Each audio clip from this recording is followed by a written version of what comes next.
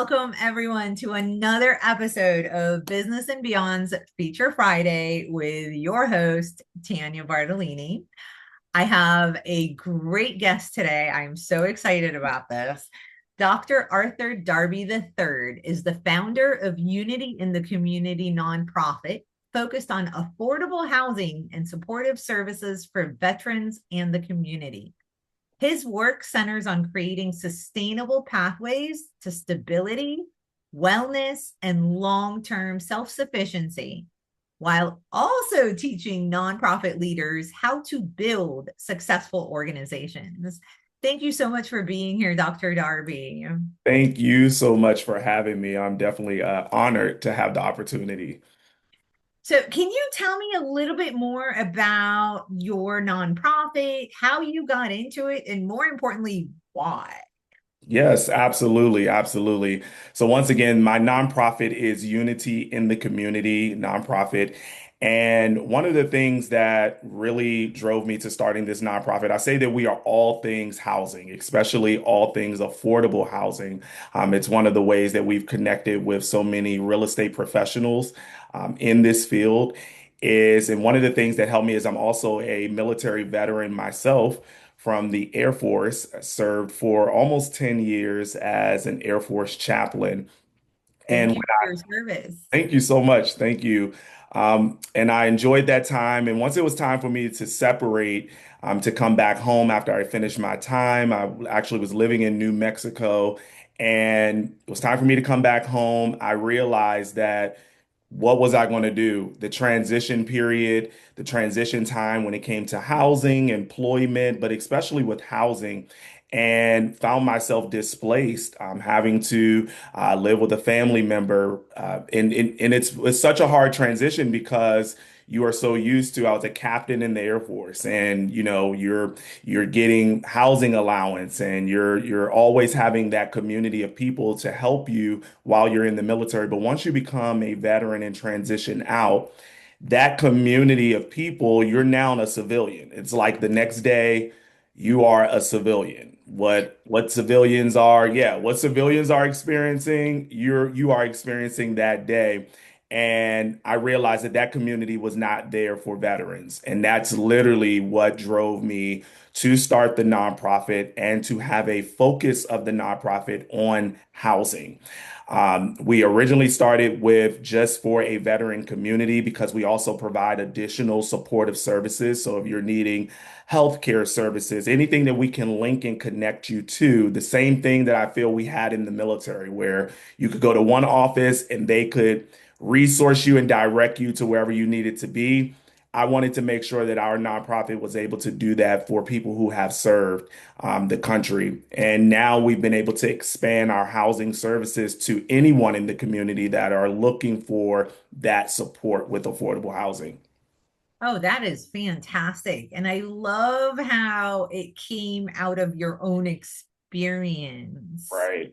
And I think it's so sad. People don't realize that when you're in the military, it's a whole life that you have that just gets cut off, Right. right? Because you're either in the military or you're not. Or you're not. Yes. There's no in Yes. between, you know. It's not like, being in college and having a counselor that can help you transition to the real life career, right? It's just Right. you're in the military and then you're Then not. you're not. Yeah. It's a whole new life that you have to start from scratch. It really is. It really is. And as you said, like I wish people would know that. I feel we spend more time with our nonprofit on educating the community about this, really educating our political figures in our community and our region to make it a priority, veteran services, veteran support, because people do not realize, as you said, you're either in the military or you're not. They believe that once you're a veteran, you still have that. It's still the same as when you were in the military. And although you have, for instance, benefits and things when you come out, if no one's telling you about that, if no one's connecting you to it, if you don't have that community to help with that, a lot of veterans they may have been out now for over 10 years and still have not connected with some of the resources that they may have. See, and yeah, and I'm so glad to hear that there are services that are trying to reach out, Mhm. Yes, trying to disseminate that information. And I don't even think people in the military realize that, once you're out, it's a completely different lifestyle, right? major shock. Yep. Moving to a whole new country all by yourself that Right. doesn't speak your language. Yeah, yeah. Right. That is a great point. Does not speak your language. And that was the reason for us really starting was that aspect of I want this to be a community. I want it to speak the language of military individuals and people who understand military culture in life because it can be a major adjustment that causes a whole different effect of issues. Yeah. So thank you for giving us, this background and what your company does. And so most of our listeners are business owners and small business owners. And what I really want to know is as you were growing this nonprofit, which is still a business, right? Yep. What are some obstacles that you have had to face or are currently facing? What are some of those things that you've had to deal with, for Yes. lack of a better word? Yes, well, one plug for you is thank you for being on our nonprofit summit that we had because you definitely shed some great information. And even that point that you just made, especially when it comes to nonprofits, is it's still a business. And I think that was our greatest challenge starting was really looking at our nonprofit organization not as just a like a missions organization or just a charity, but as a business that still needs structure, it still needs guidelines, you still need some type of processes to follow and you still need funding. So, nonprofit does not mean no profit. And in order to really implement the mission and the vision of the organization, it takes funding, it takes fundraising. But because we did not look at our nonprofit more really like a business, we were looking at it as just a helping organization until the needs that you would have in a business started to arise, which is money, staffing, volunteers, even if you are not able to hire staff at the time. But we were working, I want to say we have had to work backwards. We started very strong and we're now in a very stable place, a very progressive place, but it took us really after 3 years to work backwards of putting the proper documents in place, the proper policies, having the proper people in place. And that was one of the reasons for we had a nonprofit summit at the end of last year. And the real reason for that was wanting nonprofits to catch this at the beginning. Know these things at the development of your mission is that you need these things in place the same as you would need for an LLC. Well, so you bring up a great point because in my experience, even an LLC or a corporation that is for profit kind of goes in there and goes, I am so excited. I have this product, I have this service. I'm going to help so many people. I'm going to make so much money. And they just go and start doing. Mhm. And a few years into it, when things start creeping up, they have to go back, Yes. right? And do the same thing. And it's okay, right? You're still standing, you're still surviving, you're still thriving. It's okay to go back. It's okay to go fix things a few years later to make them better, Yes. right? Yes. Yes. And I think Um, that's such a great point of it's okay to go back. It's okay to pivot.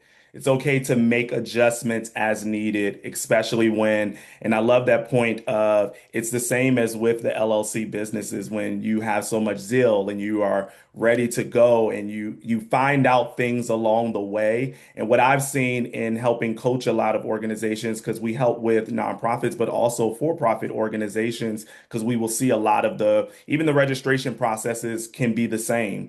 And what we will see is a lot of people are afraid to go back.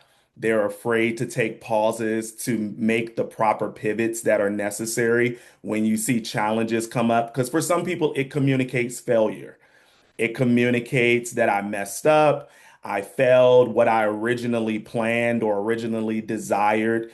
It did not happen the way that I wanted it to. But through running a business and through actually developing these things, you may start to assess needs that are different from when you started and developed. And not adjusting and not changing can actually cause you to lose impact. That yes. And so thank you for, you know, taking that a little bit further and diving deeper into it because it's true. We feel like, oh, well, I failed to get my mission, my vision, my things, right? My business. Mhm. But at the end of the day, we are there to serve others. And so it really doesn't matter what you envisioned, what you wanted to give people. What matters is what do they need, Wow, that's good. right? And as we're going through and we get more data, as we find out more about the people that we're working with, as we see, the smart thing to do would be to let go of our own ego and our own vision, because at the end of it all, it's we just wanted to help people. Right. Right? So just because we're helping them in a different way than we had originally intended doesn't mean that we're not having as much as more of an impact than we had originally intended. Right, right. That's such a great point. That's that it's about the people. It's about what their needs are and seeing are you actually addressing or serving a need, or like you said, is it about me and how it's making me feel? How did this, impact and affect me negatively instead of, okay, we have to kind of adjust and make it down into because that's how you'll have more impact. That's how you'll be able to actually also make more funding if you're actually addressing something that's actually a need. That so kudos to you for putting aside your ego, Mhm. and actually doing that and putting on the summit so you can go back and get things done properly. And not for nothing, but sometimes we don't need all that stuff right from the beginning. Oh, yes, It, yes. I right? wish I We would have don't. known that. I wish I would. So because you did well, and Yeah, you now needed to pivot and do better, right? Like Maya Angelou says, you do the best you can until you know better, and then you do better. yes, yes, absolutely. Um, and what's more inspiring than learning from your own mistakes? What's more Right, inspiring than being able to say, hey, I did not have the best way, but now I learned and I'm going to do it better. Like that's right. right. So going back and trying to put in the policies and the different things, that's one thing I find a lot of, people have. And you said you coach business owners as well, and you find the same thing.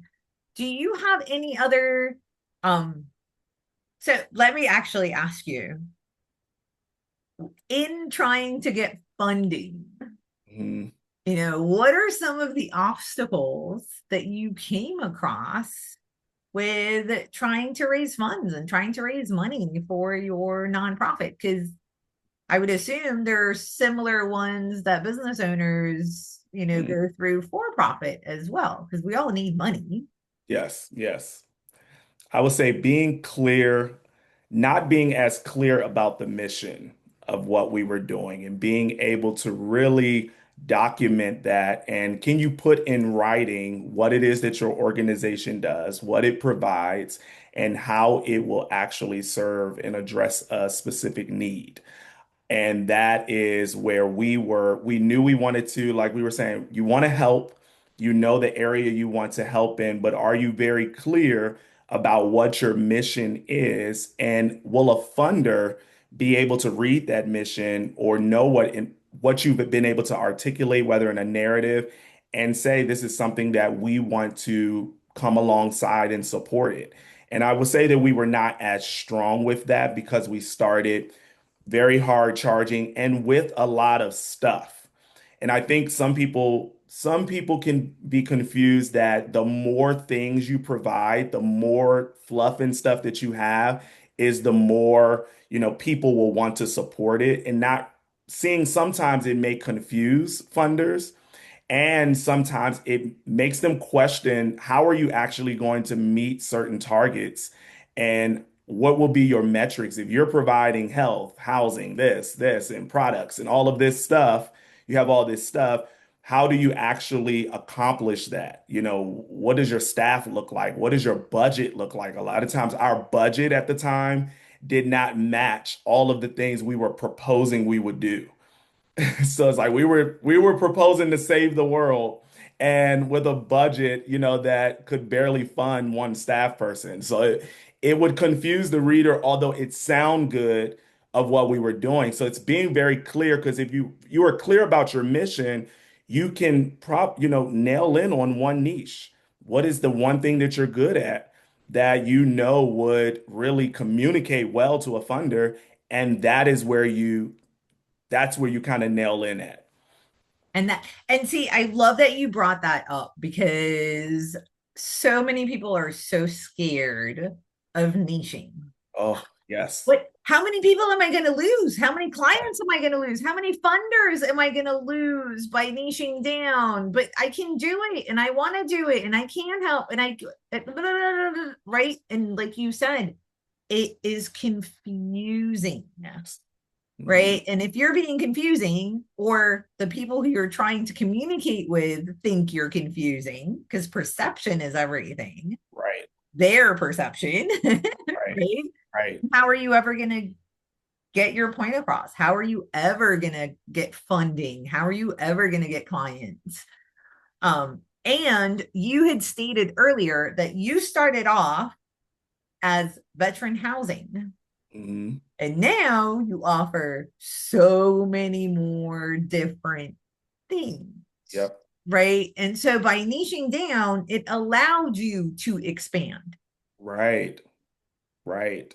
right? So you start off small and then you get bigger and bigger and bigger. You have better processes, better business plans, better procedures. So when Mhm. you do go to investors and funders and ask for donations, ask for volunteers, it's very easy to show, hey, we need a volunteer for this aspect. We need a volunteer for this aspect. We need funding for this.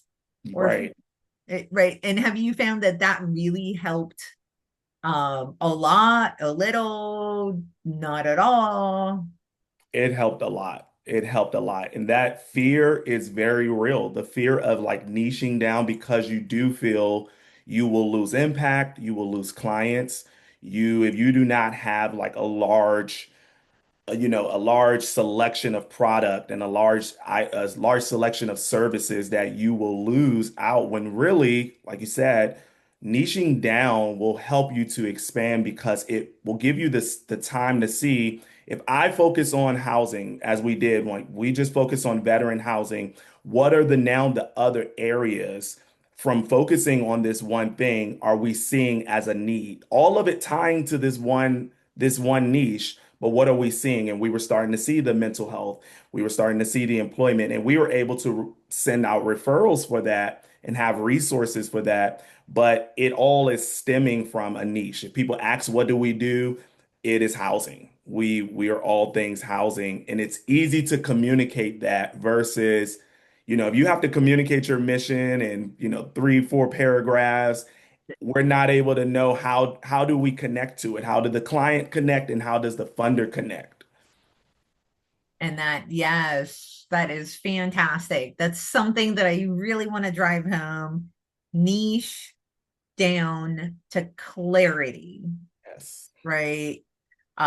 If people think that you do too many things, they're going to think you're not good at all the things, Right.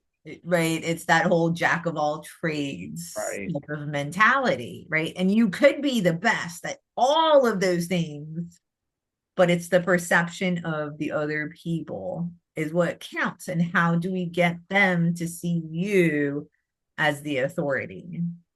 Right. By having a mastery, right? Yeah. Um, so some of the other things that I like to talk about with successful business owners is what's working. What's working in your business? How did you get that to work? So, can you share some of the things? Yes, yes. I will say now that we have, a better progressive scale of things, I would say the one thing that's working is our outreach approach. And this is something I think not just nonprofits, but business owners should also do is how are you marketing and outreaching pertaining to your organization and the mission? And I think this is why nailing down and having an understanding of your mission, not just to communicate to the funders and clientele, but to communicate to the community and people that you want to just support. We've been able to get volunteers. We have people that reach out to us for housing support, but we've been able to do very well with how we outreach because we have a strong marketing plan. We made sure that from, your colors to do you have a website? Are you on social media or any type of platform where you are able to share what you are doing? Because you could be doing very great work, but if you're not communicating about it or have some type of intentional approach of communicating about the things that you do, then it will just be something that's internal. It's working internally, but it's not getting out to the people who may want to support. And support goes way beyond just funding. You may need volunteers. You may need people to actually share your content and what you are doing so that you can be connected with the right people. And I would want to say we've been strongly connected in with our council here and with people that know what we do with housing and veteran housing and services.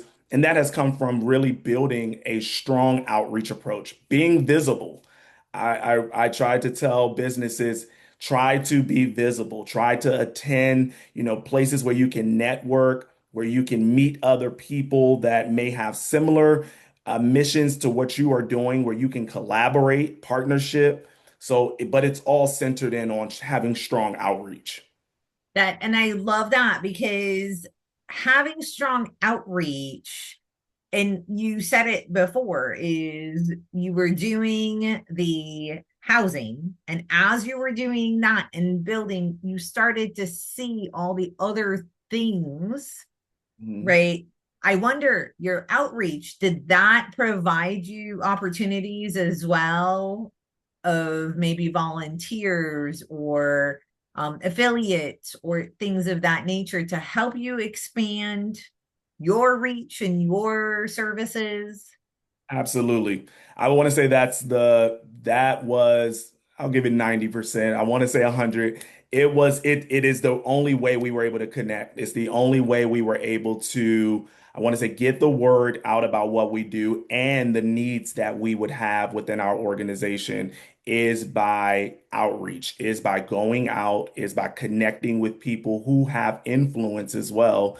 And so you have to be intentional about the visibility of your organization and actually having those conversations and really having those meetups. And even for people who feel, well, I'm not very social and things, just really being out there, having business cards or ways that people can connect your website. That has been the way that we have been really able to get the word out and get all of the volunteers that we have, people that are, oh wow, you serve veterans. I would love to come. Is there an event that you have coming up soon that we can come and support and volunteer for? It has come from that outreach approach.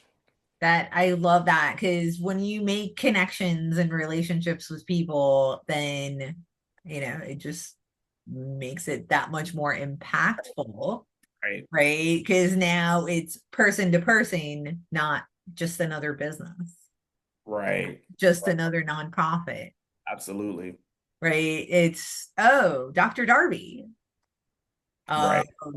And so when you have, just to kind of put what you've said in a little package, when you have a niche that is clear with good marketing plan, you said you planned your marketing, right?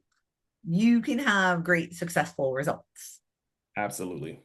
So I'm surprised like you didn't just throw everything at the wall to see what sticks. Right. And I know a lot of people who do that, just figure out what is going to work, what's not going to work, but really taking that time and you're not losing time by being strategic. Like you're not the need will still be there. There's no rush and it is harder to start without planning. And that's when you're throwing things at the wall and just seeing whatever works instead of really being strategic, taking that time to really plan out so that you can start strong with the support system that you need. That I love it. I love it. And so, where do you think, I mean, your industry, is there an industry that you're in other than just, you're a nonprofit and that's an industry on its own, but you're also a nonprofit that helps veterans. Hmm. And so, where do you see that industry going in the next 5, 10 years? Yeah, so with that, I will say veteran services are definitely, and one of the reasons we actually started in Prince George's County, Maryland, was because there were no other veteran services. We're the first full service center for veterans in our region and in our area. So there is veteran affairs on the federal level that is in Washington, D.C., and most of the services were there. So people who are in the Prince George's County area of Maryland are having to go to Washington, D.C. for their veteran services. So I would say within the next 5 to 10 years, I do hope that we have really expanded areas, even in, I would say, these pockets of other regions where people can go for those full services and are not having to travel out to other regions and areas to receive the help and supportive services that they need. Because by starting here, we ended up addressing a need, but it was a large need that really it goes beyond our capacity. And so we would need other organizations and other partners to really partner in, but also ensure that we have these types of organizations in other areas. That because I would think sometimes travel would be prohibitive It for is. veterans to be able to get the services.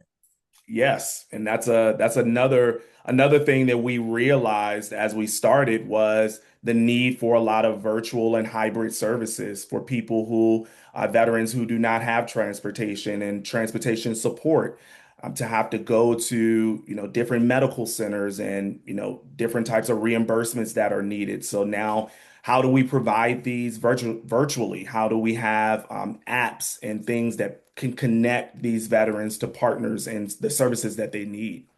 So you are on the cutting edge and including some virtual services and different things. That is wonderful. Because it does help that bridge that gap, Yes, right? Of not being able to get the service at all. right. So do you only service veterans and people in your community, or have you expanded certain services because you offer virtual meetings and apps and things of that nature?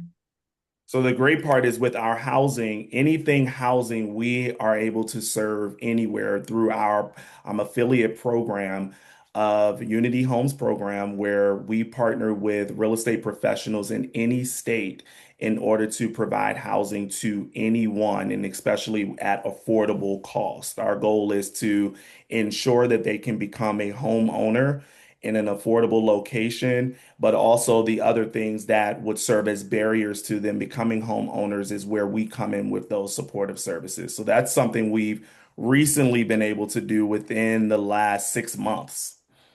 Wow, that is amazing. Um, so this just goes to show how outreach and marketing planning can really help just propel a business. Because you went from Maryland, one Right. area in Maryland, to now being able to help 50 plus states. veterans and all of those, and even people in those communities to get housing just through networks. Right. I- Through network outreach, partnering, because you cannot do it as one organization alone. You definitely have to connect with people who have a similar desire and passion. By us communicating what we do, a lot of people wanted to be on board to say, how can I support? Or we have additional properties that we own, and how can we support the clients and community that you have? And that has been how we've been able to make those things happen. Wow, that is amazing. That is awesome.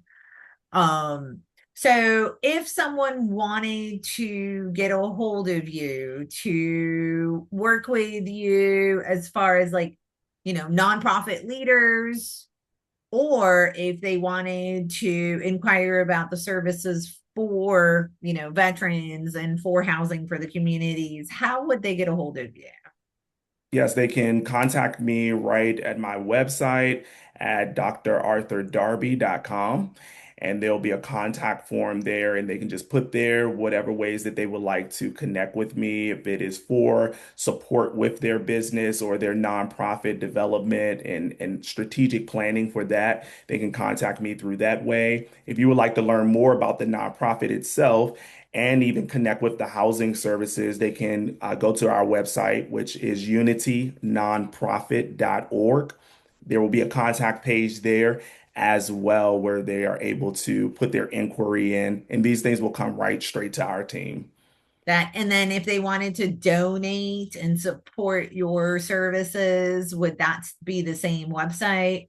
Yes, yes, at unitynonprofit.org, definitely. And we say every dime counts to the mission that we are doing and helps with our expanded programming at this time. That, and so if you missed that, don't worry. It will be in the comments. It will be at the end of the podcast. So you can take a picture of it. And you can always find it at any time. So Dr. Darby, before I let you go, I want to ask you if you could only give business owners one piece of advice to be successful, what would that be? To be able to be flexible. I would definitely say, as we were talking about in the beginning, that flexibility, to be flexible, be able to adapt and change whenever it is necessary. Do not be afraid of it. Do not feel that you have failed because of it. I would say that, we have stayed at times, providing something and in a place a little longer than we were supposed to, due to that fear of being flexible and making changes when you see it. And I believe that the quicker that you move on those things, the more impact you will have in what you're providing. I love it. Be flexible. Yes. Thank you so much for being with us today. Thank you so much for this interview and shedding some light on some of the things that you have had to go through and how you've made your nonprofit successful. Thank you so much for having me. I really appreciate it. And everybody, all of our listeners, I thank you for being here with us today, and I hope to see you on the flip side. Bye.